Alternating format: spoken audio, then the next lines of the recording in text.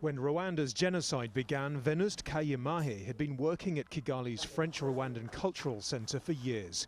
So he, his wife and 2 of his children sought refuge there, sending the rest of his family to stay with relatives. He says he asked French officials for help, in vain. We were evacuated to Nairobi by the Belgian army after the French army refused to do so. But my oldest daughter, my mother, my sisters, my brother, my brothers-in-law, my nieces and my nephews were all exterminated. Like many Rwandan Tutsis, Venuste believes France is still in denial. Paris sent 2,500 soldiers as part of Operation Turquoise. They arrived under a United Nations mandate 11 weeks after the massacres started. Some Rwandans have accused French troops of participating in atrocities including the rape and killing of civilians.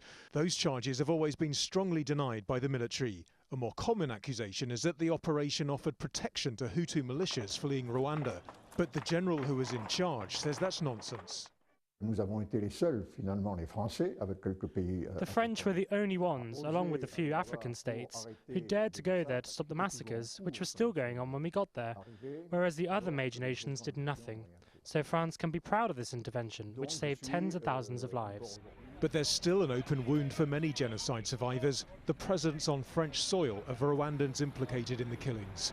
Last month, Pascal Simbikangwa was jailed for 25 years for complicity in genocide and in crimes against humanity, the first Rwandan convicted by a French court. This lawyer's helped bring charges against more than 20 other suspects. He says France's legal system has been far too slow to act. France didn't want to change its political vision of Rwanda. That's translated into French complicity towards Rwandans accused of participating in the genocide who sought refuge in France. The ongoing investigations may offer some form of hope for the relatives of the victims of the genocide.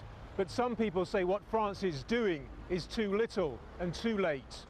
In 2010, Nicolas Sarkozy became the first French president to visit Rwanda since the genocide, saying the international community, including France, was guilty of, quote, errors which prevented us from foreseeing or stopping this appalling crime.